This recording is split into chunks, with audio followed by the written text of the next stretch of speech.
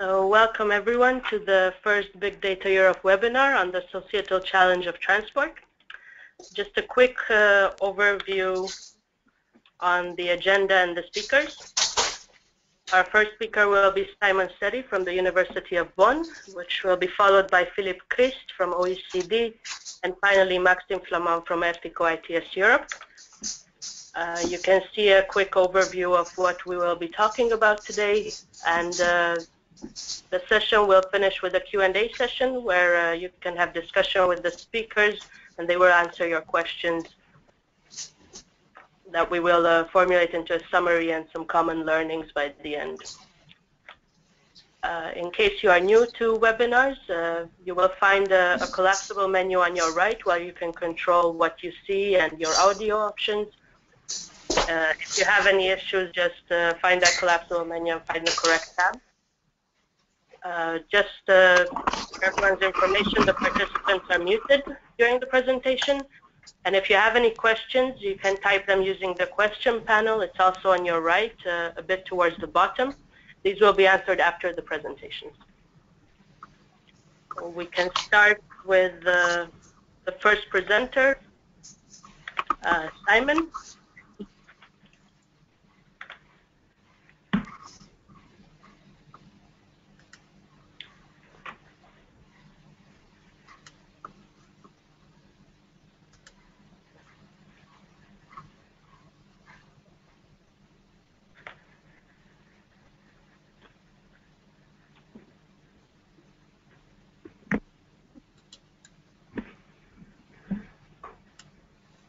Simon, the floor is yours.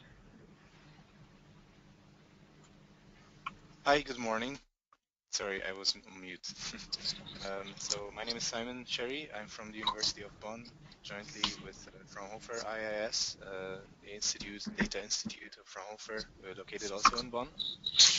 And my role today here is to give you an overview about the project, and especially also why big data matters so much and what are the challenges and opportunities also from the point of view of transport. So let's start right away. Please let me know if you cannot see my slides or you cannot hear my voice or anything like that. So big data, what motivates the project? So everyone heard about big data. Most people know what big data means, or what is considered big data. However, there's a lot of hype. It is, in fact, a buzzword. So I will try to also disambiguate a bit more what we mean by big data and why big data is a challenge. So yeah, we know this. There's lots of data being created. It's exponential growth. More sensors around, more digital gadgets. More of this information is like semi or fully public or could be public. So there's more information available, and there's huge potential about doing something with this information. But due to the very fast growth in the availability of this data, it wasn't matched by the growth in the development of technology, and especially skills by the people to use this technology. So what we have is a result is a lot of data and not enough means to use it or make the most of it. So yeah, big data again. What is big data? So let's disambiguate a bit. So in my view, it's a bit of an umbrella term. So you have all these buzzwords, also technical words like open data, data repositories.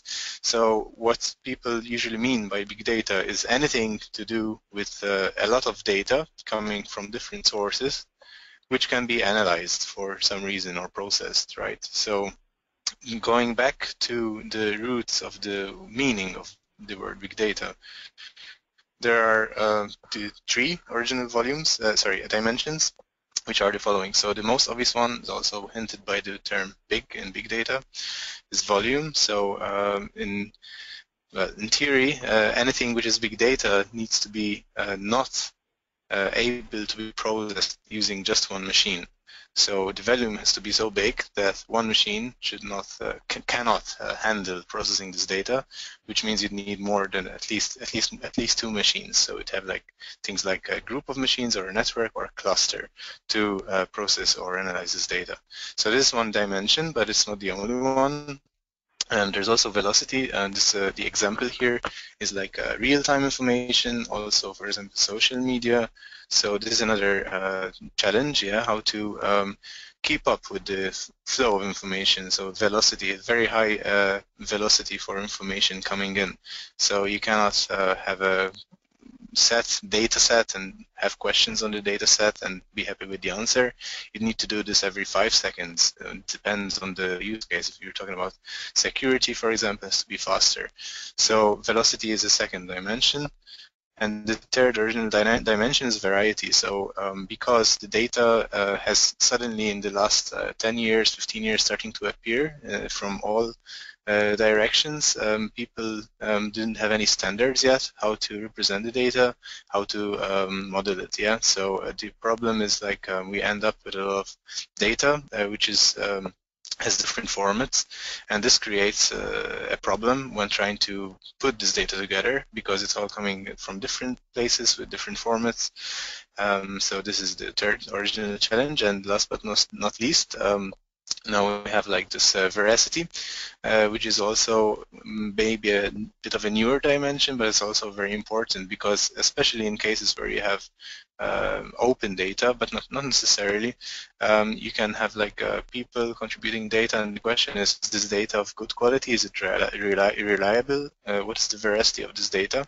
So as you can imagine, if you have big data which is not reliable, it has a lot of facts which are actually not facts, but they are not like improper information, the results won't be great. So there's another challenge for big data technology. So again, this picture we use from IBM, it's not ours. So what I was just telling you, volume, variety, velocity, and veracity, it may be a bit more pictorial than my textual description, but it's the same thing. So like there's a huge amount of information, it's coming in at a very fast rate. It's coming in from various sources with different formats. There's different types of data. There's multimedia, there's text, there's sensor information, GPS, personal gadget information.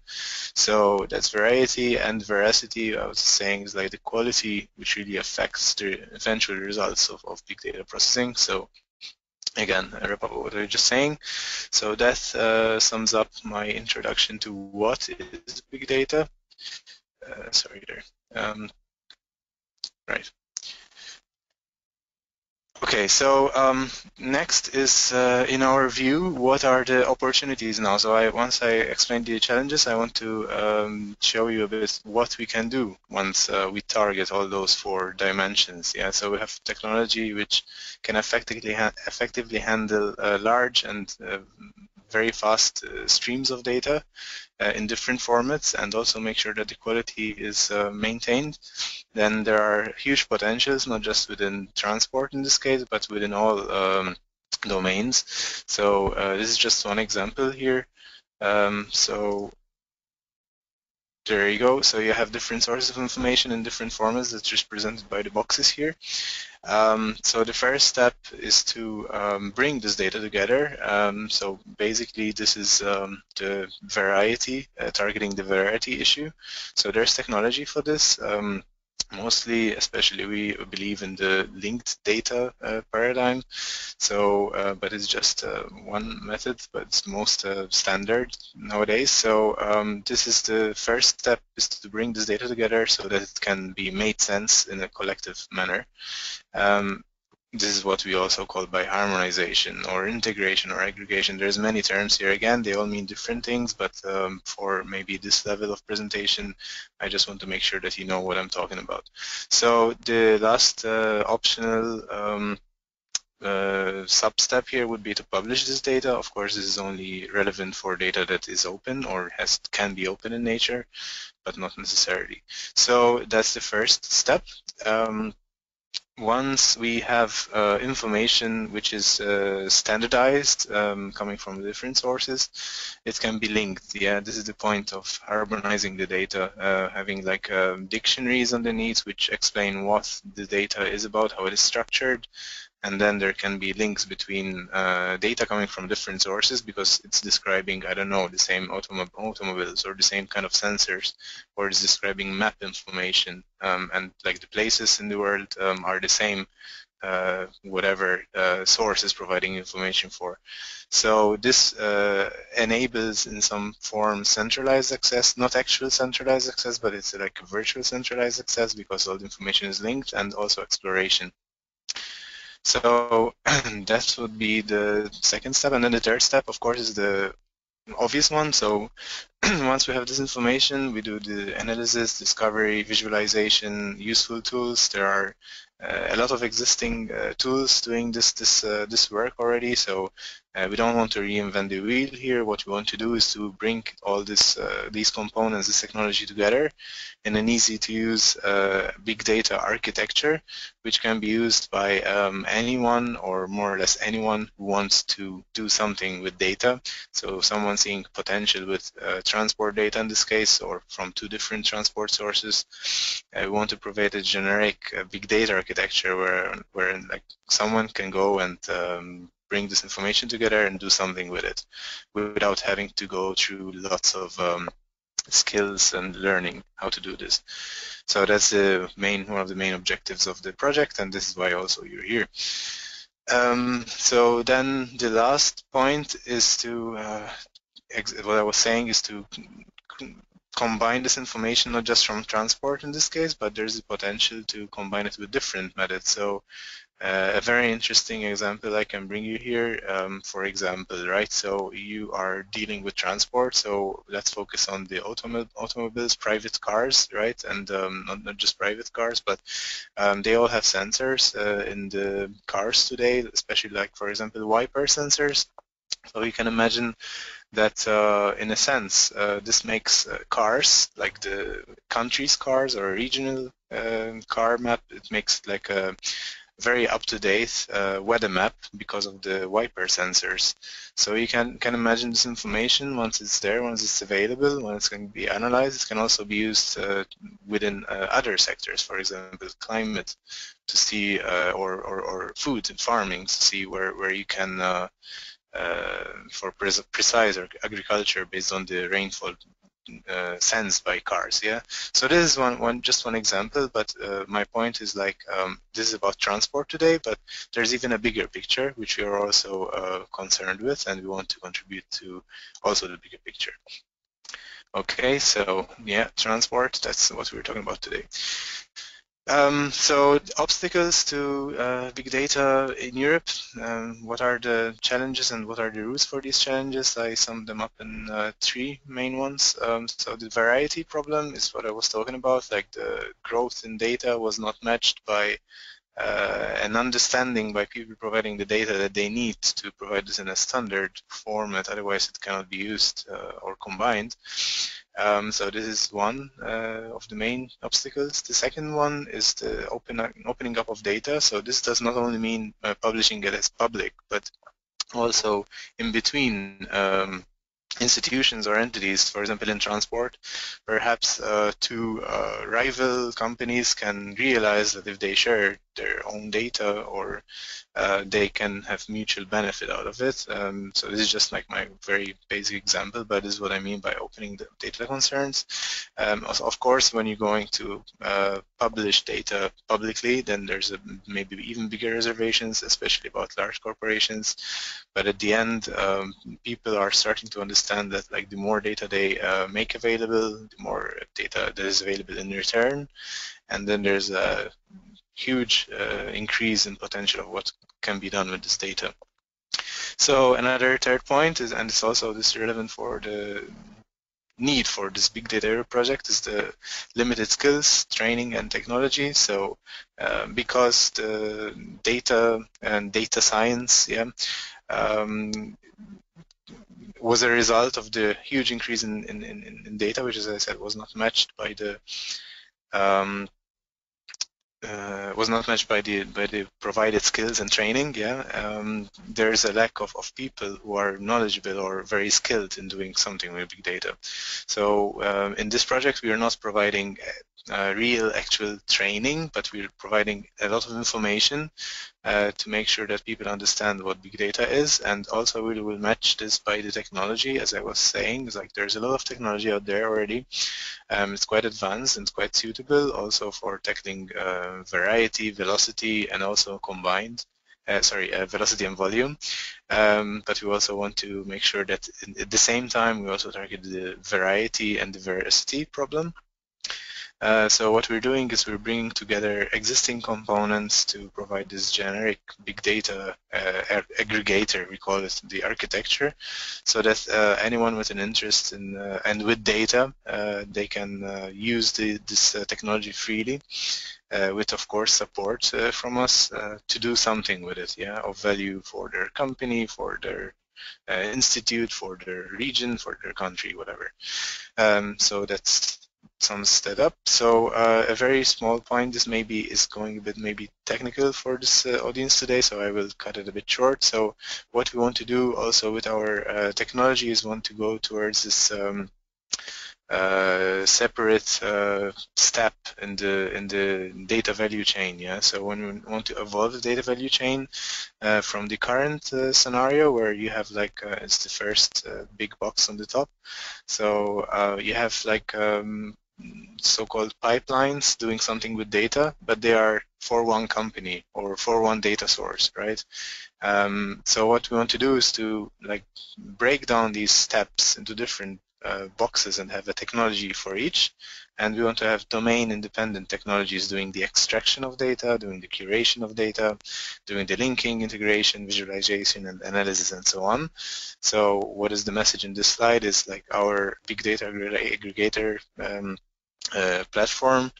We don't want to have it just for transport or just for energy or just for one company or one government. We want to have it like as open as possible with different components, so you can like build up blocks and you can make your own architecture and apply it for your own data. Okay, so some more information about the projects. I already gave you a bit of an overview. So we want to focus on the societies, societal challenges. Transport is one very interesting one, I must say. So from a transport point of view, there's a lot of data provided by different sources as well. So it's the same challenges and opportunities apply. And the main thing we want to do is to lower the barrier, for using the technology that is available already. So we want to address the limited data science skills, and we also the required effort and resources and technology. And as an extra point, as I was saying, we also want to establish cross-organizational and cross-domain data value. Okay, so that's a bit about the consortium. There's like 13 partners at the moment, well, actually even 14. So half of them are dedicated to the societal challenges, of which there are 7. So when I say societal challenges, like the H2020 European societal challenges, and transport is just one of those 7. So one of the project partners, Ertico in this case, is the domain responsible for transport, but there are the other domain leaders as well, and the rest of the partners are technical, so they're responsible for getting the information from the communities. You are the community today, and we use this information and your problems and your concerns as requirements for our big data architecture. Okay, so that's the engagement cycle. You are our stakeholders. You have a stake in big data and big data technology. So we want to raise the awareness, and we want to engage with you. In return, we have the requirements. What are your problems? What are your challenges? And what are the data assets, in this case for transport? We know them, but like we have the domain leader, Ertico, also the community. We have all the information that we need. And once we collect all the requirements and the information, then we go on to have like pilots for the big data architecture we're developing. This is like the showcase, and then we will also evaluate it. So this is like the engagement cycle, and by the end of the project, in 3 years' time, we want to have this big data architecture implemented in transport and the other domains. We want to evaluate it and see what people think of it, and really try to make very nice, freely available architecture and components for the communities. This is maybe a bit also very technical for today, so I won't go very much into detail, but this is the basis for the blueprint, the architecture blueprint we're working on. It's based on the Lambda. It's a big data architecture which is known to be very well able to handle both the velocity and the volume dimensions of big data. So it can handle data which is more or less static, such as, for example, I don't know, bus transport, route network, map information, but also non-static information, which is more real-time. So where are the actual buses, where are the taxis, where are the people driving, or where can the people be located? So this Lambda architecture was a very good place to start for the big data aggregator architecture we're working on. And one of the main things we want to do is want to also enable this architecture to handle very effectively with the different varieties of different formats. Yeah, so this harmonization stage is also required here, and this is maybe the biggest contribution from an architectural point of view of our project. Okay. That was my point. There's semantic layer. So last slides just to wrap up. So we really want to hear what are your challenges. Yeah. So this maybe it's looking a bit like monologue so far, but please you can write questions in the chat. We'll be more than happy to answer you. Like what's in this for you is that you learn about big data technology possibilities, and also stay in touch with us. So I will also make sure that to remind you of our W3C group for transport. All information, interesting information related to transport and big data will be routinely shared there, as well as like project milestones and announcements, and also the reports from the community which are interesting. Yeah, so that's what's in it for you. And then at the end, of course, you can participate in pilots if you're interested, or you can try out our components or architecture.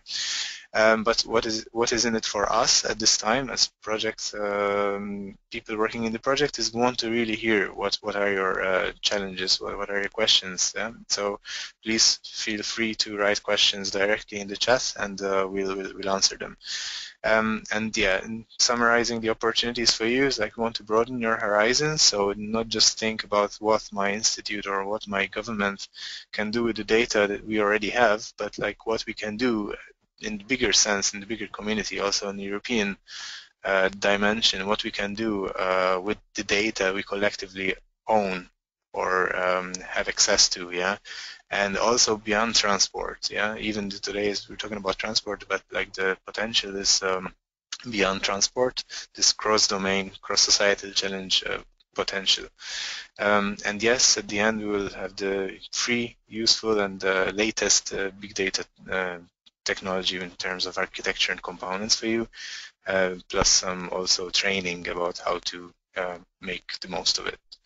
So that sums up my presentation. As I said, please, if you have any questions, you can write them in the chat, and I will gladly answer them. Thank you, and I hand over back to Ertico.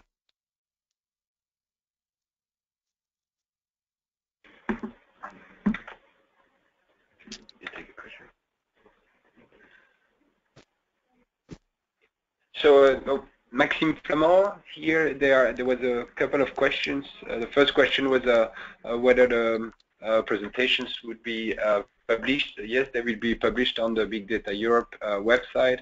And there was also a few comments. First on the concern number 3 that you mentioned on the lack of knowledge or lack of expertise, and there was interesting website referred, schoolofdata.org, and we will put that perhaps on our radar. There is a question, is there any training during the projects accessible for you people interested in learning more in deep about big data? Simon? Sorry, the question is if there is going to be training in the project lifetime about what? About people that are interested on learning more in deep the big data issues. Okay, so to learn more the issues, learn more about them, this is maybe like in the project we want to give an overview and explain a bit what the purpose and what are the challenges and opportunities a bit more in detail than I spoke about today. So we also plan some webinars which are a bit more technical. So we'll have our technical experts explaining a bit more. For example, the slide I was showing you with this Lambda architecture. So what is the Lambda architecture, or particular challenges in volume, variety, velocity, and so on. But not at a so the purpose of the project is not really to train data scientists. So we'll give information, we'll try to put as much information out there as possible, but not I can't say we're providing training for data scientists here, but I don't know if that answers the question.